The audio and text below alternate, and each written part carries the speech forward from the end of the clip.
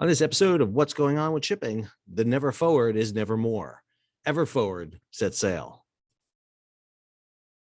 I'm your host, Sal Mercaglano. Welcome to this episode of What's Going On with Shipping. If you're new to the channel, take a moment, subscribe to the channel, hit the bell so you'll be alerted about new videos as they come out. Well, never forward is never more. We learned today that the hull inspection went well. She has received certification to continue her voyage and set sail from Annapolis back up to Baltimore. So let's go ahead and take a look at the stories and where she's at right now. So here's her track from marine traffic from this morning.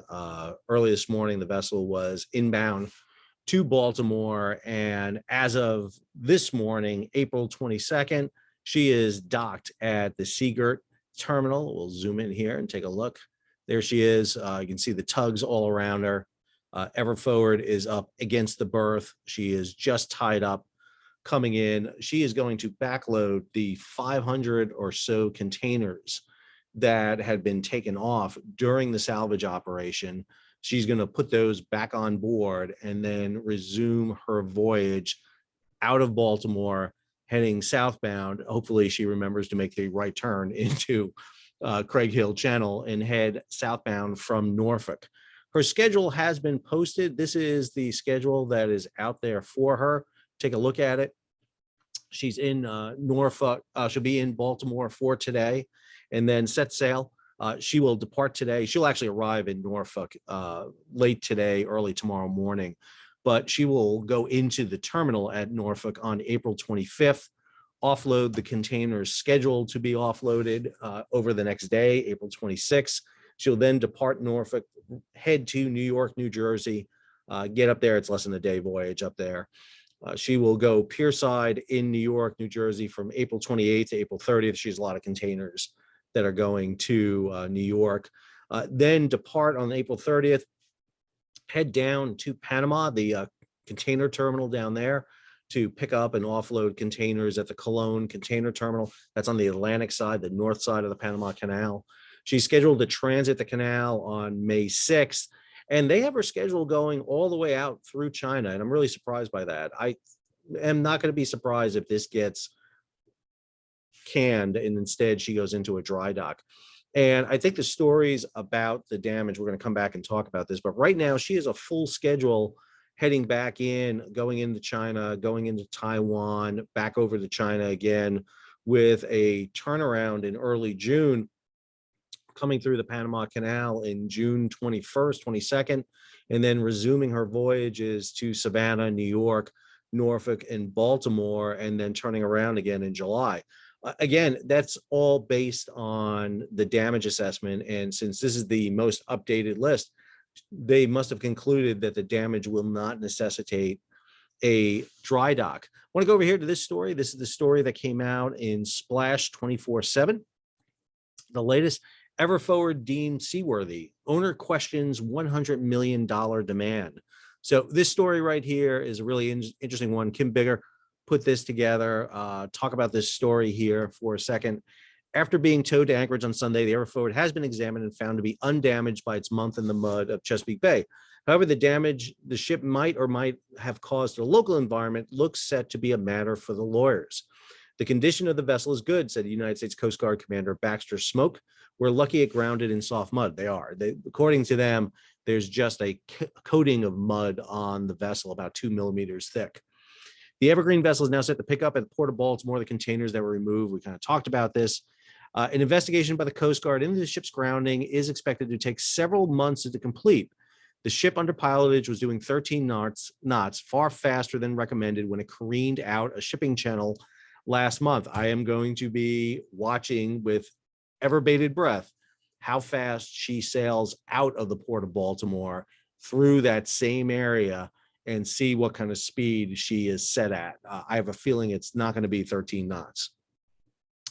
The Taiwanese liner is now geared up itself for a battle with local authorities, questioning whether the ship has caused tens of millions of damage to the local environment. The state of Maryland has asked Evergreen to establish a so-called responsibility fund to pay for costs related to the month-long grounding. In a letter sent earlier this month to Benjamin Tsai, president of Evergreen Shipping Agency America Corporation, Maryland Comptroller Peter Franchot asked the company to set up a $100 million fund to cover the environmental related costs as well as economic costs, in particular for the seafood industry. The move by local politicians was quickly attacked by many Splash readers, including this site's lead columnist, Andrew Craig Bennett, who labeled the actions shameless, commenting, quote, "I hope Evergreen and their P&I club treat this attempt at blackmail with the contempt it deserves." Okay, can I be clear just about something right now? Egypt held Evergiven hostage for 100 days. I mean, arrested it. And there was a lot of issues about that, but not a lot of direct commentary about the Suez Canal. This seems to be a bit of direct confrontation right now. Now, let me be clear. I don't think the state of Maryland needs a $100 million bond from Evergreen. Evergreen has an American presence. Evergreen ships are in and out of U.S. ports. They don't need to. There was another story here in the Baltimore Sun by Hayes Gardner, and I contributed to the story. Hey, I've been talking to Hayes the entire time, and he actually references me here in the story. And one of the things we talked about was this responsibility fund. And I mentioned the fact that if the port of or the port of Baltimore or the state of Maryland don't feel like Evergreen is good for the money, they could conceivably arrest the vessel, hold it until they get the money through a court. Now, it doesn't appear they're doing that, since the ship is up in Baltimore right now loading, and she's going to be out of Maryland waters in the next day or so. But that doesn't mean that the state of Maryland can't levy a suit against them and have the ship arrested when it's down in Norfolk or New York, or when it comes back, for that matter. And this issue is an important one because, again, the cost associated with this salvage is going to be extremely complex. So, I mean, obviously the ship sat in the mud for 35 days, and based on the hull inspection, which was done, and the classification agency, which is Lloyd's, they have certified the vessel good to sail. However, the amount of dredging that was done and the potential for damage to oyster beds and fishing and you name it is going to be significant, and there are going to be suits against Evergreen for this. However, the concept of having a responsibility fund for Evergreen to commit $100 million to put aside into a fund is a lot to ask a company, I would mention. This is a company that has a U.S. presence. I don't think you really need to do that to file suit against this company. The other element here that I think is going to be interesting is the general average claim. As we talked about, those containers that are still on board, those that have to be offloaded in Norfolk and those in New York, New Jersey, now have a general average claim against them, which means that if they do not have, if the people who shipped cargo in those containers don't have insurance that covers general average, then they're going to have to post bonds as established by the Jones Act, by the general average auditor. The general average auditor will set the value per the cargo, and it's not based on number of containers, it's not based on the weight and volume, it's based on value of cargo.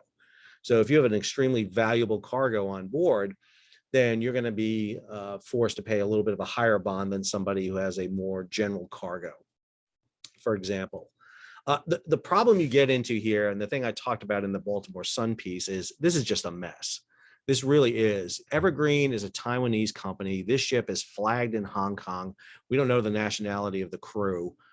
We know that the ship has insurance through multiple agencies. The classification society is in Great Britain. The cargo owners are all over the board. We know that cargo on board this ship is from a multitude of different companies. So my buddy Steve Farrar over at Ocean Audit has a great show on FreightWaves TV, B2B, strongly recommend it, had posted this a while ago that showed the 10 biggest importers on Ever Forward. So it's going to be companies like Samsung, Bob's Furniture, Roku, VTech, Medline, Amcor, JBC Safety, Target, Home Depot, and Del Monte that are going to shoulder the biggest burden of the general average claim versus somebody like Tracy Allway, who has her apartment loaded on board. So that's the way the general average is going to be split up. And obviously, the final case here for Ever Forward is going to be a long, ongoing slug, to tell you the truth. This process takes a long time to deal with salvage claims.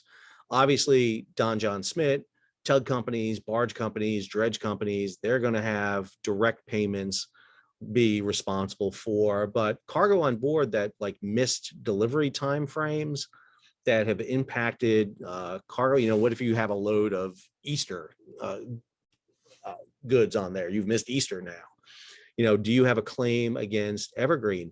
And I think the other big one here that I want to come back to is the fact that the Coast Guard and NTSB have not said one word yet about what was the cause for this accident. I think that is fairly significant. I think the fact that they're being quiet, I understand it's an investigation. I understand it's ongoing, but the fact that we're again, over almost 2 months now, we're looking at here, a month and a half, and we haven't heard, was this mechanical? Is it human error? Was it pilot? Was it speed? We should have some general implication about this because, again, all the evidence is right here. If it's mechanical, we should know about that. If it was a steering issue, if they were going too fast, we should know. But we're not hearing anything. And unfortunately, what usually happens in these cases is by the time the information comes out, the story is so long dead that nobody quite remembers it.